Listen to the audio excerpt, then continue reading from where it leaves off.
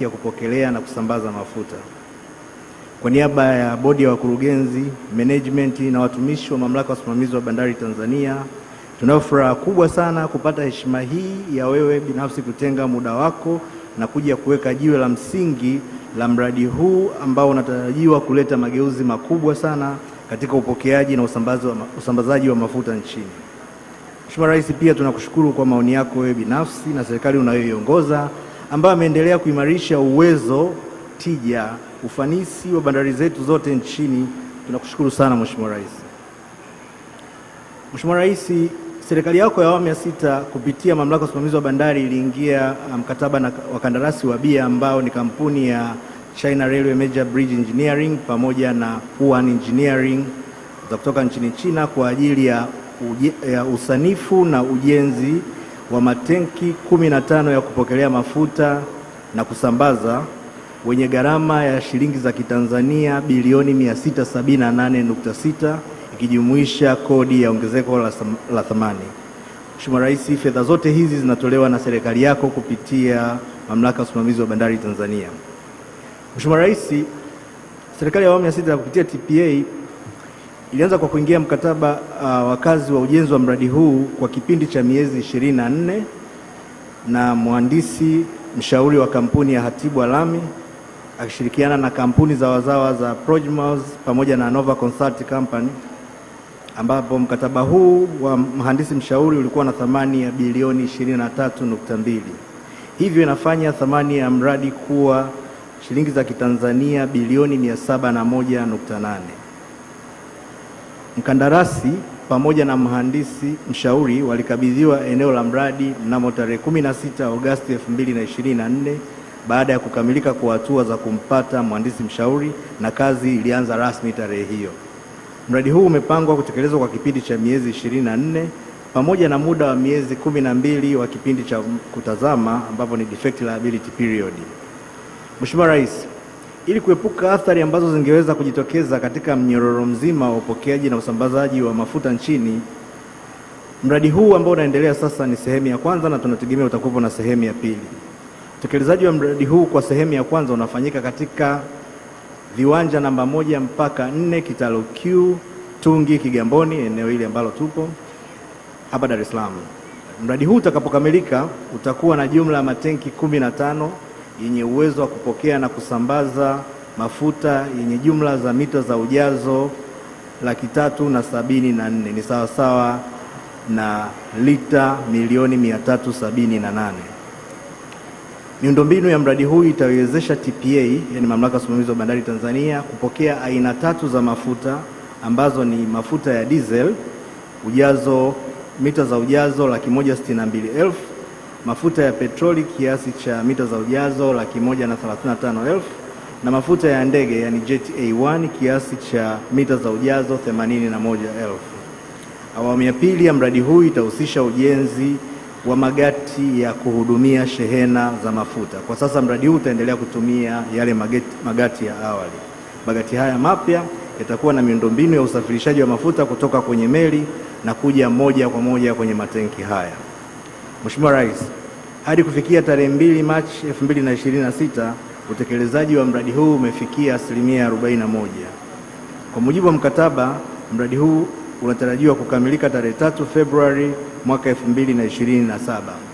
Kazi ambazo zimekamilika hadi sasa kwa asilimia 100 ni maandalizi ya eneo la ujenzi ikijumuisha kuondoa udongo dhaifu na mchafu wa kiasi cha mita za ujazo 53,000, ujenzi wa uzio fencing wall wenye urefu wa mita 1130, ujenzi wa majengo ya ofisi za mkandarasi na mhandisi mshauri. Ujenzi wa nguzo pia na wenyewe umekamilika ambapo matenki haya kwa ujumla yanazo nguzo 1087. Tenki moja linazo nguzo 75. Pia ujenzi wa kofia rundo yani pile caps 15 nayo ni sehemu ambayo imekamilika. Mheshimiwa Rais, kufikia Februari mwaka 2026 serikali yako ya awamu ya 6 kupitia TPA imeshamlipa mkandarasi kiasi cha shilingi za Kitanzania bilioni 113.6. Pia serikali yako imekwisha kumlipa mhandisi mshauri kiasi cha shilingi bilioni 3.5, hivyo kufanya malipo ya jumla mradi huu hadi sasa kuwa yamefika shilingi bilioni 117.1. Fedha zote zilizolipwa kwa mkandarasi na mshauri mwelekezi zimetolewa na serikali yako kutoka kwenye ziada ambayo imepatikana baada ya Mamlaka ya Usimamizi wa Bandari kushirikisha sekta binafsi katika uendeshaji wa bandari ya Dar es Salaam, lakini pia kusanya wafeji ambako ushirikishaji wa sekta binafsi umepunguza gharama za uendeshaji kwa kiwango kikubwa ambacho kimetuwezesha sisi kuweza kufanya mradi huu pamoja na miradi mingine katika bandari ya Mtwara, katika bandari ya Mbamba Bay, Mwanza, Bukoba, lakini na maeneo mengine ya bandari ya Dar es Salaam. Mheshimiwa Rais, katika kipindi cha utekelezaji wa mradi manufaa yafuatayo yameendelea kupatikana. Mradi unapoendelea kwa sasa, Mheshimiwa Rais, mradi umeweza kutoa ajira kwa wananchi wa eneo la mradi na maeneo ya jirani, ambapo mpaka sasa ajira za moja kwa moja zilizozalishwa kwa wazawa ni 279, na kati ya zote ajira 325 pia zinatolewa, kati ya ajira 325 zinazotolewa katika mradi huu. Lakini pia mradi huu umeongeza fursa za kibiashara kwa wajasiriamali wadogo wa eneo linalozunguka mradi kupitia utoaji wa huduma mbalimbali kama chakula, malazi, ulinzi, usafiri kwa wafanyakazi wote wanaoshiriki katika mradi huu. Lakini pia mradi huu umekuza mapato ya halmashauri kutokana na tozo, kodi na ushuru wa huduma mbalimbali zinazotolewa katika ujenzi wa mradi huu.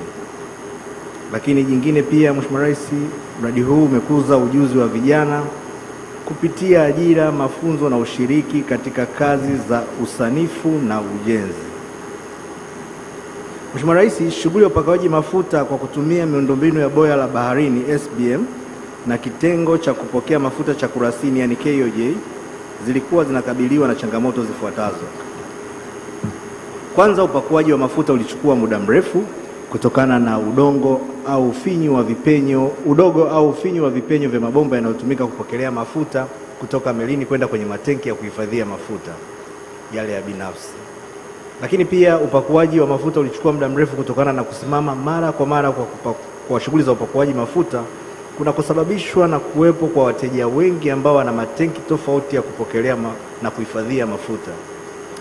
Hivyo TPA imekuwa ikilazimika kusimamisha shughuli za upakuaji mafuta ili kubadilisha njia za kupeleka mafuta kutoka kwa mteja mmoja kwenda kwa mteja mwingine.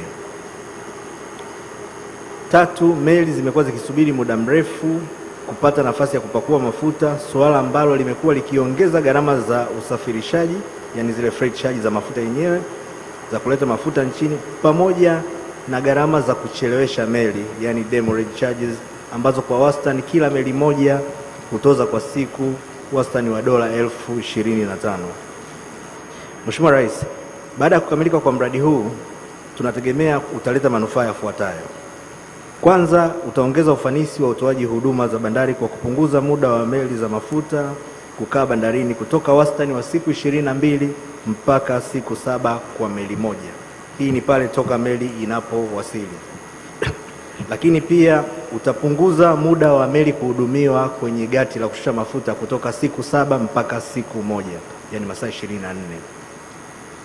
Lakini pia utaondoa ile dola 25,000 ambayo ni demurrage charge ambayo ni sawa na shilingi milioni 58 kwa siku kwa meli moja, ambayo hulipwa kama tozo ya kutokana na kuchelewa kushusha mafuta, na hivyo kuondoa mzigo wa gharama huo ambao mara zote hubebwa na mtumiaji wa mwisho anaponunua mafuta. Lakini jingine kubwa ni kuboresha ushindani wa bandari ya Dar es Salaam kibiashara kwa kuvutia meli za kimataifa kutokana na kuongezeka kwa ufanisi wa utoaji huduma. Mheshimiwa Rais, manufaa mengine ni kuongeza uwezo wa sasa wa bandari ya Dar es Salaam kuhudumia shehena ya mafuta kutoka tani za ujazo milioni 6 kwa mwaka mpaka kufikia tani za ujazo milioni 12 kwa mwaka. Mheshimiwa Rais, utekelezaji wa mradi huu ni sehemu ya utekelezaji wa mpango kabambe wa TPA, yani Port Master Plan wa miaka 25 ambao unaanza mwaka 2020 mpaka 2045. Mpango huo unalenga kuongeza uwezo wa miundombinu ya bandari nchini pamoja na kuongeza ufanisi na tija ili kuendana na matarajio ya ukuaji wa shehena. Katika kipindi cha miaka mitano ijayo, yani mwaka 26-27 mpaka mwaka 2030-31, shehena kupitia bandari zetu nchini zinatarajiwa kuongezeka kutoka tani milioni 32.8 zilizohudumiwa mwaka wa fedha ulioishia 2025 mpaka tani milioni 62 itakapofika mwaka 2030-31. Mheshimiwa Rais, kutokana na ongezeko hilo ambalo tunalitarajia, ipo miradi ya kipaumbele na kimkakati iliyopangwa kutekelezwa ili kuongeza uwezo wa bandari zetu nchini, ambapo miradi hiyo inatarajiwa kugharimu kiasi cha shilingi trilioni 12.1. Kiasi cha shilingi trilioni 1.7 kitatoka serikalini kupitia TPA na kiasi cha shilingi trilioni 5 kitapatikana kupitia ushirikishwaji wa sekta binafsi. Miradi hiyo ya kipaumbele ni kama ifuatayo. Kwanza ni ujenzi wa magati manne mapya namba 12 mpaka 15. Mheshimiwa Rais, hivi sasa magati yetu ya kuhudumia kontena na mizigo mchanganyiko yanaishia gati namba 11 katika bandari ya Dar es Salaam. Mradi huu upo katika hatua za mwisho kabisa za maandalizi na tunaishukuru sana serikali yako kwa juhudi kubwa ambazo imekuwa ikizifanya katika kuhakikisha kwamba tunaboresha huduma zetu hivi sasa zinazotuwezesha kupata fedha za kuweza kufanya miradi hii. Lakini mradi wa pili ni ujenzi wa gati mbili eneo la majahazi katika bandari ya Dar es Salaam zenye urefu wa jumla wa mita 500. Mradi huu Mheshimiwa Rais, tumeshaanza kutekeleza kwa kutumia fedha zetu za ndani katika mwaka wa fedha 25-26. Mheshimiwa Rais, pia ujenzi wa kituo cha reli na mtandao wake ndani ya bandari ya Dar es Salaam. Mradi huu upo katika hatua za mwisho za maandalizi. 4 ni ujenzi wa bandari ya Kisiwa Mgao mkoani Mtwara kwa ajili ya shehena chafu, yani dirty cargo. Mheshimiwa Rais, mradi huu umeshaanza kutekelezwa toka mwaka wa fedha wa 2024-2025. Mheshimiwa Rais, mradi huu pia unatumia fedha zinazotolewa na serikali yako kupitia TPA. Lakini mradi mwingine ni ujenzi wa gati la kupokelea mafuta katika bandari ya Dar es Salaam. Mradi huu upo katika hatua za mwisho za maandalizi na unategemewa kuanza mwaka huu. Mheshimiwa Rais, mradi huu wa gati la kupokelea mafuta utaunganishwa moja kwa moja na matenki haya ya mafuta ambayo umeweka jiwe la msingi leo hii.